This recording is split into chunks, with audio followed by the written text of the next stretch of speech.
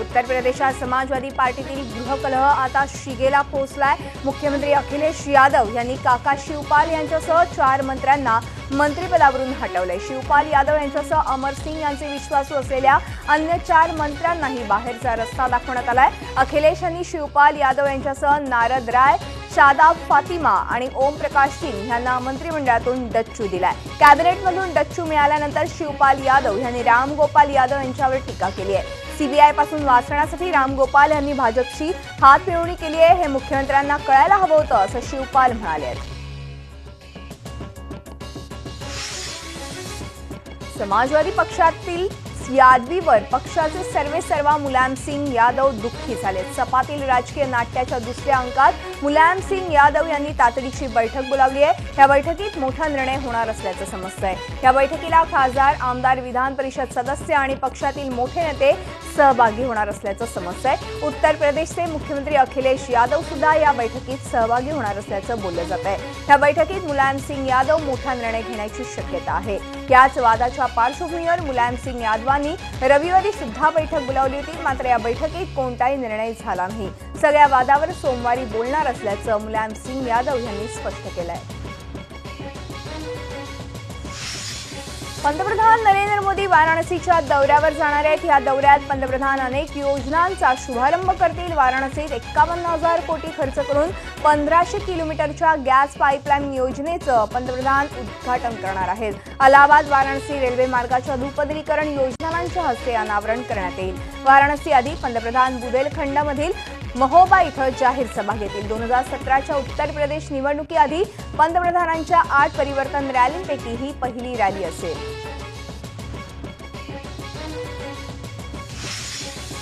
जम्मूच्या आरेसपुरा, अरनिया, अखनूर सेक्टरमध्ये काल रात्रभर पाकिस्तानच्या बाजूने पुन्हा एकदा अकारण गोळीबार करून शस्त्रसंधीचं उल्लंघन करण्यात आलं। या गोळीबारात बीएसएफचे हेड कॉन्स्टेबल सुशील कुमार शहीद झालेत। आरेसपुरा सेक्टरमधील गावांमध्ये या गोळीबारानंतर भीतीचं वातावरण पसरलंय, पण बीएसएफनं पाकच्या गोळीबाराला चोख प्रत्युत्तर दिलंय। पाकिस्तानकडून झालेल्या गोळीबारात परवा जवान गुरमीत सिंग शहीद झाले होते। बीएसएफ का हमारा एक जवान सुशील कुमार ये कल घायल हुए थे। रात को जब आरसपुरा में फायरिंग सीजफायर वायलेशन हुआ था, स्प्लिंटर्स इनके गर्दन में लगे थे, तो and he was मार्टियर्ड yesterday late Knight. बहुत बुरा है ये, एंड सीजफायर वायलेशन जो है पाकिस्तान की तरफ से ये चलता आ रहा है। मेरे ख्याल से पिछले 5 दिनों में ये 7वां सीजफायर वायलेशन है, और इसका मुंह तो जवाब हमारी बीएसएफ दे रही है, हमारी सेना दे रही है। एंड इतने स्ट्रॉन्ग रिटेलिएशन की ही रिजल्ट है कि हमने उनके 7 रेंजर्स को शहीद किया था। दहशतवाद्यांना वारंवार अभय देण्याच्या पाकिस्तानच्या भूमिकेवर अमेरिकेनं सडकून टीका केली। अमेरिकेनं पाकिस्तानची गुप्तचर यंत्रणा आयएसआयला दहशतवाद्यांना मदत करण्याचं बंद करा, अन्यथा पाकिस्तानात घुसून दहशतवादी नेटवर्क उद्ध्वस्त करू असा इशारा दिलाय। शनिवारी वॉशिंग्टनमध्ये अमेरिकेचे टेररिझम आणि फायनान्शियल इंटेलिजन्सचे acting under secretary Adam Szubin यांनी पाकिस्तानला हा इशारा दिलाय। दहशतवादाविरोधात लढण्यासाठी अमेरिकेनं पाकिस्तानला नेहमीच पाठिंबा दिलाय। पाकिस्तानातील दहशतवाद्यांबाबतचे पुरावे भारतानं वारंवार दिलेत, मात्र पाकिस्ताननं त्याकडे नेहमीच दुर्लक्ष केल्याचा आरोपही त्यांनी केला आहे।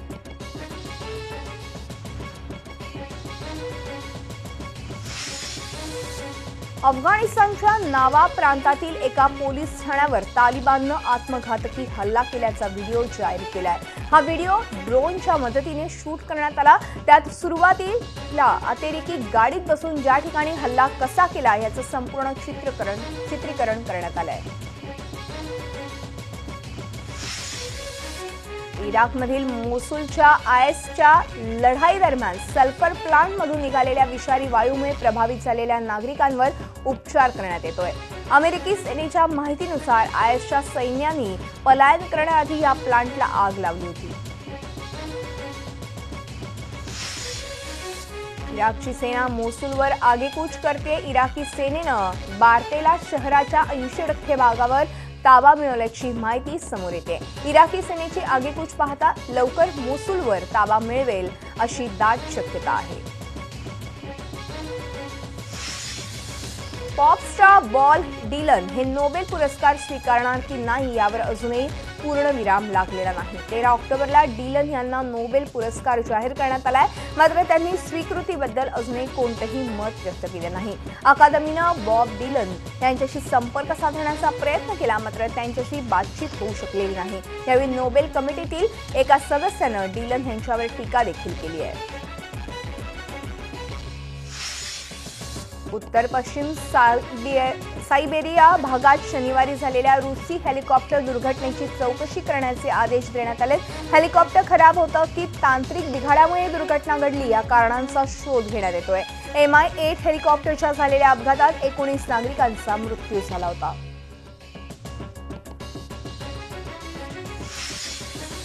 चीनच्या लॉकको भागात वादळी वाऱ्याच्या पार्श्वभूमीवर येलो अलर्ट जारी करण्यात आलाय. वादळामुळे होणारी हानी टाळण्यासाठी मच्छीमारांना आणि प्रवाशांची वाहतूक करणाऱ्या नौकांना समुद्रात न जाण्याचे आदेश प्रशासनाकडून देण्यात आले आहेत.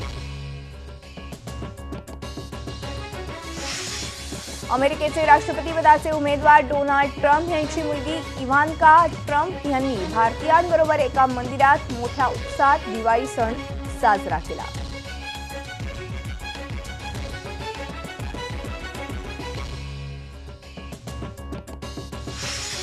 देश विदेशानंतर आता आपण वळणार आहोत राज्याच्या घडामोडींकडे. मुंबईतल्या भायखळा इथल्या जिजामाता प्राणी संग्रहालयात ठेवण्यात आलेल्या पेंग्विनपैकी एकाचा मृत्यू झाला. दक्षिण कोरियातल्या सेऊल इथून हे खास 8 परदेशी पाहुणे मुंबईतल्या जिजामाता प्राणी संग्रहालय आणि उद्यानात आणण्यात आले होते. यापैकी एका मादी पेंग्विनचा मृत्यू झाला. यकृतात संसर्ग झाल्यामुळे या मादी पेंग्विनवर उपचार सुरू होते, मात्र उपचारादरम्यान पेंग्विनचा मृत्यू झाला. दरम्यान इतर 3 नर आणि 4 मादी पेंग्विन निरोगी असल्याचं सांगण्यात आलंय. थंड हवामानात आढळणारे पेंग्विन मुंबईत आणणं हे युवा सेना अध्यक्ष आदित्य ठाकरे यांचं स्वप्न होतं. दरम्यान पेंग्विनचा मृत्यू बालहट्टामुळे झालाय असा टोला मनसेचे मुंबई महानगरपालिका गटनेते संदीप देशपांडे यांनी लगावलाय.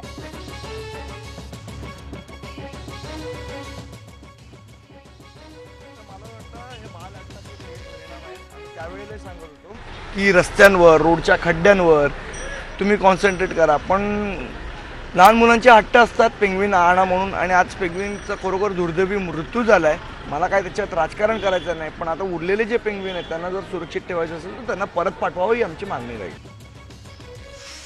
नवी मुंबईचे पालिका आयुक्त तुकाराम मुंढे यांच्या विरोधात अविश्वास ठराव आणल्यानं नवी मुंबईकरांनी तुकाराम मुंढे यांच्या समर्थनार्थ सेव्ह मुंढे आंदोलन सुरू केलंय. आणि या आंदोलनातून काही नवी मुंबईकरांनी वाशी रेल्वे स्थानकाजवळ जमून वॉक फॉर आयुक्त हे अभियान राबवलं. संडे हो या मंडे, आयुक्त हवेत मुंडे असे फलक हातात घेत या नागरिकांनी घोषणाही दिल्या. मुंडे सारखे प्रामाणिक अधिकारी नवी मुंबईत हवेत असं मत या आंदोलकांनी व्यक्त केलं आहे. गोव्यात शिवसेना मजबूत करण्याचा निर्धार उद्धव ठाकरे यांनी केला. दिवाळीनंतर गोवा विधानसभा निवडणुकीच्या जागा वाटपाची आणि वेलिंगकरांचा पक्ष भाषा सुरक्षा मंचाची युतीची घोषणा करण्यात येणार आहे. गोव्यातल्या जनतेला बदल हवा आहे. गोव्यातल्या जनतेनं विश्वासानं पर्रिकरांच्या हाती सत्ता दिली, पण परिस्थिती बदलली नाही असं म्हणत उद्धव यांनी पर्रिकरांवरही निशाणा साधला आहे. आपली आर्मी स्वाभिमानी आहे, त्यांना खंडणीतून उकळलेले पैसे नको असं वक्तव्य उद्धव ठाकरे यांनी केलंय. ए दिल है मुश्किल ह्या सिनेमाच्या रिलीजबद्दल जो तोडगा निघाला त्या संदर्भात उद्धव यांनी ही प्रतिक्रिया दिली आहे. कालच्या बैठकीत नक्की काय झालं ह्याची माहिती मला मिळाली नाही, पण हे तिघं अर्थातच मुख्यमंत्री राज ठाकरे आणि करण जोहर मिळून ये तो होना ही था नावाचा एक नवा सिनेमा काढतायत असं म्हणत उद्धव यांनी जोरदार टोलेबाजी केली.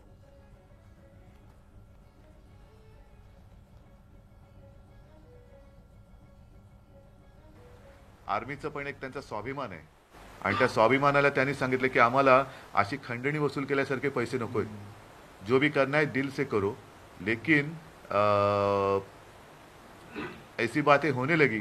आणि मला वाटतं काल उद्या आपण सामनामध्ये त्याच्यावरती मत व्यक्त केलेलं आहे. मला त्या चर्चेची संपूर्ण माहिती काही मिळाली नाही, पण साधारणतः एक गोष्ट कानावर आली आपण कन्फर्म करू शकता. ते तिघं मिळून एक आता नवीन चित्रपट काढतायत आणि त्याचं नाव काल मला वाटतं नक्की झालंय ये तो होना ही था.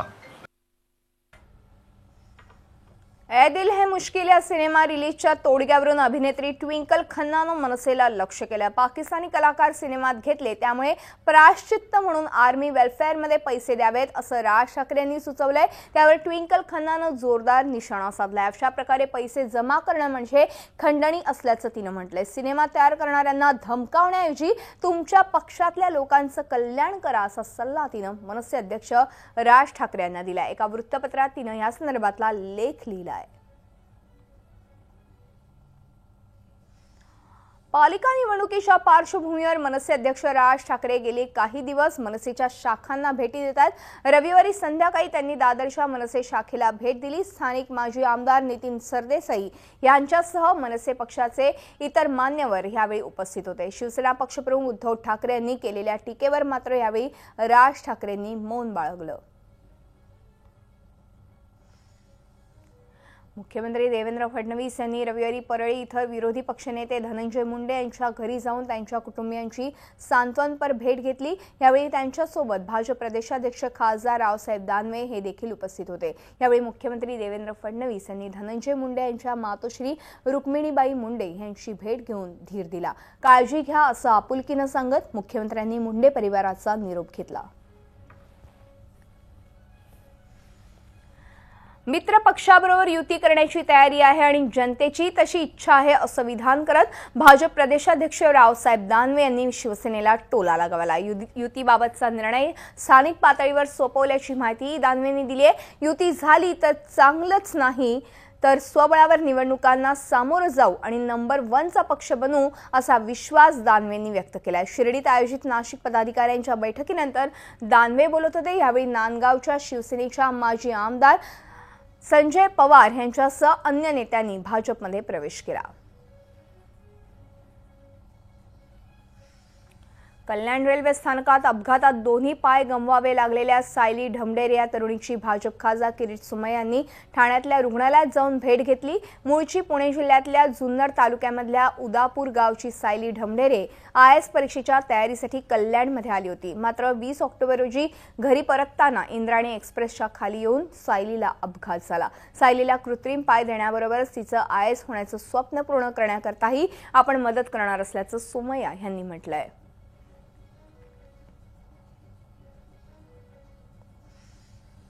वाळू तस्कर आणि महसुली अधिकाऱ्यांचं साटलउटन नाशिक जिल्ह्यात उघडकीस आलंय. वाळू तस्करांकडून वसुलीसाठी महसूल विभागातल्या काही अधिकाऱ्यांनी खासगी एजंटच नेमलेत. नाशिक जिल्ह्यातील येवला उपविभागीय अधिकारी वासंती माळी यांच्या वतीनं वाळू वाहतूकदाराकडून लाच स्वीकारताना खासगी एजंट पकडला गेलाय. सुरेश जाधव असं या लाच घेणाऱ्या एजंटचं नाव आहे. ट्रक वाहतूकदाराकडून उपविभागीय अधिकारी वासंती माळी यांचे 20,000 रुपये आणि एजंट म्हणून आपले 1,000 रुपये अशी 21,000ची लाच घेताना लाचलुचपत प्रतिबंधक विभागानं सुरेश जाधवला ताब्यात घेतलं होतं. गंभीर बाब म्हणजे उपविभागीय अधिकारी वासंती माळी यांना पैसे मिळताच पकडलेली गाडी त्यांनी सोडून दिल्याचे एजंट सुरेश जाधव यांनी ACBला सांगितलंय.